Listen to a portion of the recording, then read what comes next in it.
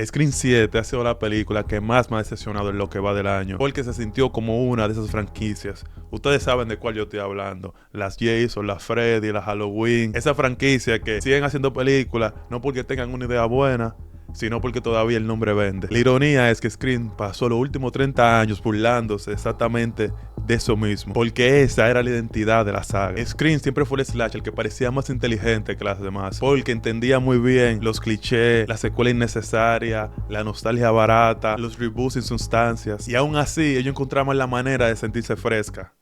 Hasta ahora. Porque mientras yo estaba viendo Scream 7, yo sentí algo que yo todavía no había sentido con otra saga. Y fue que yo me cansé viendo esta película. Se sintió como que la franquicia ya no tenía otra forma de evolucionar.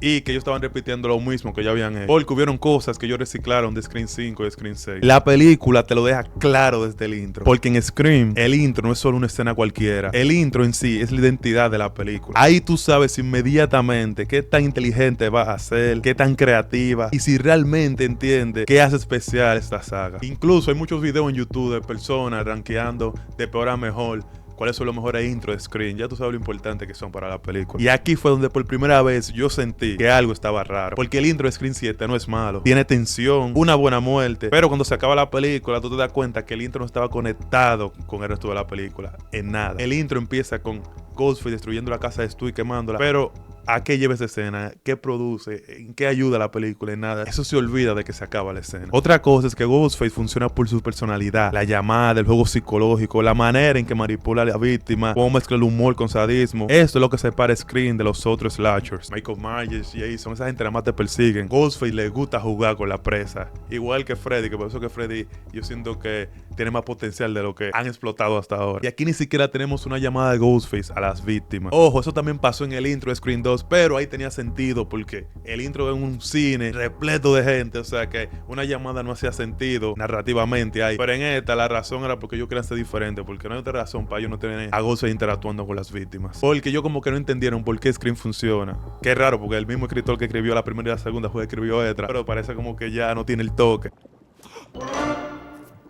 Y esa sensación empieza a perseguir toda la película. Porque mientras más avanzaba la película, más sentía que Scream 7 estaba haciendo exactamente lo que las películas viejas criticaban. Especialmente con la nostalgia. Porque antes Scream usaba nostalgia para comentar sobre el género. Aquí se siente como si la nostalgia existiera solamente para que la audiencia apunte a la pantalla y diga: ah, mira, yo entendí esa referencia.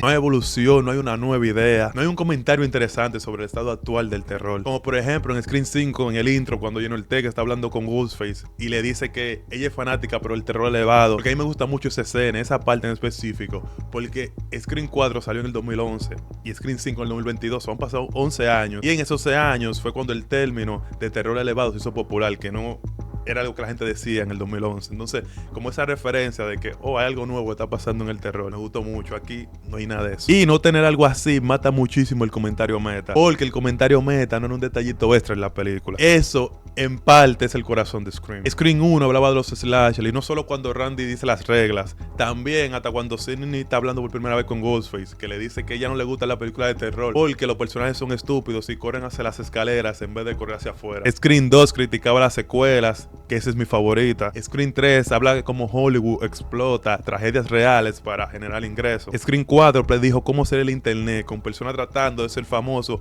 por cualquier disparate que hagan y no por tener un talento real. Scream 5 habla de recuelas y la nostalgia. Scream 6 hizo casi lo mismo que la 5, que es con la toxicidad de los fanáticos. Por eso no me gusta mucho, porque se parece mucho. Pero Scream 7, ¿qué está diciendo realmente? Porque sí, podemos decir que es de la fanaticada tóxica, de franquicias recicladas, nostalgia, pero la película no profundiza para nada. Y se siente como una copia más débil de comentarios que esta misma saga ya había hecho mejor antes en Scream 5 y 6. Y aquí fue donde yo entendí el real problema. Scream se había convertido en esas películas que tanto criticaba. Y una vez que tú notas eso, muchas decisiones en la película empiezan a sentirse diferentes, especialmente los personajes. Porque algo que siempre hizo especial Scream era que tú te acordabas de los personajes personajes de Randy, Dewey, Keo, Stu, Kirby, Charlie. Hasta los secundarios pequeños tenían personalidad. Aquí muchos personajes son solamente gente esperando su turno para morir. Y eso le quita atención a todo. Porque el horror, más en una película como esta, que siempre tiene como un poco de comedia, funciona cuando tú genuinamente te preocupas por los personajes. Aquí nadie me importó que sobreviviera. Solamente Sidney y Tatum, su hija. No era como la gran cosa porque yo sabía que ellas no iban a morir en la película. Entonces como que no había mucha tensión tampoco por esa parte. Y eso jamás me había pasado viendo una película de Scream, que a mí no me importaran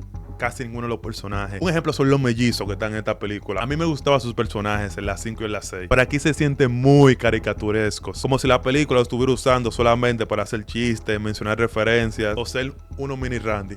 Básicamente. Y Gale, que diablo, yo no sé para qué la trajeron a esta película. Ella se sintió como que era un cameo. Que otra cosa que Scream viene arrastrando de la SEMA, de las 5 y las 6, es que está sobreviviendo demasiadas personas. ¿Por qué los mellos, si ya volvieron a esta película, por qué no lo mataron? Esta era como la oportunidad perfecta para salir de ellos.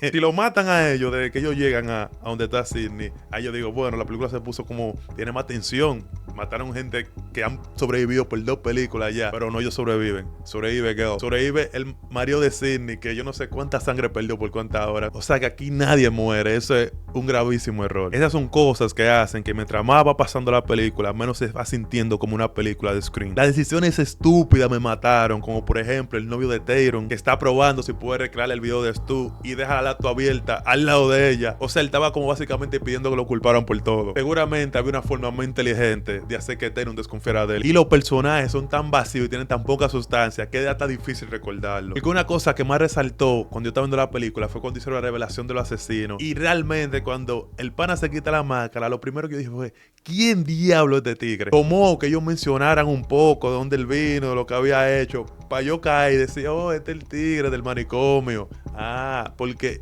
por un par de minutos yo no sabía quién era. Así de desconectado estaba yo de esta película, que yo ni sabía dónde salió este tigre. Y que la cruda verdad es que esta película no debió existir. Debimos tener por lo menos otra película, porque ya se estaba hablando con Melissa Barrera y Jenna Ortega. Pero yo tuve la gran idea de despedirla por una estupidez que ni siquiera voy a hablar en este video. Pero gracias a eso fue que tuvimos esta grandiosa película. Y honestamente, tal vez una película como Scream 7 era inevitable. La pudimos evitar por una película más si teníamos otra de Melissa Barrera, pero esta película era inevitable porque casi todas las franquicias de slasher terminan convirtiéndose en versiones más vacías de ella misma. Halloween pasó por eso, Viernes 13, La Masacre de Texas, Freddy. Digo, hay algunas de esas que nada más tuvieron una sola película buena. Por lo menos Scream duró más. La diferencia es que Scream parecía muy consciente de la trampa, tanto que yo siempre pensaba que yo iba a encontrar la forma de renovarse y hacerlo diferente y sentirse fresco. Y por mucho tiempo fue así, porque ellos entendían por qué las otras franquicias se desgastaban, pero hasta eso tuvo su final. Y eso es lo más triste de Scream 7, no que sea mala porque Scream 3 existe y para mí es mala, sino que por primera vez Scream no se sintió original.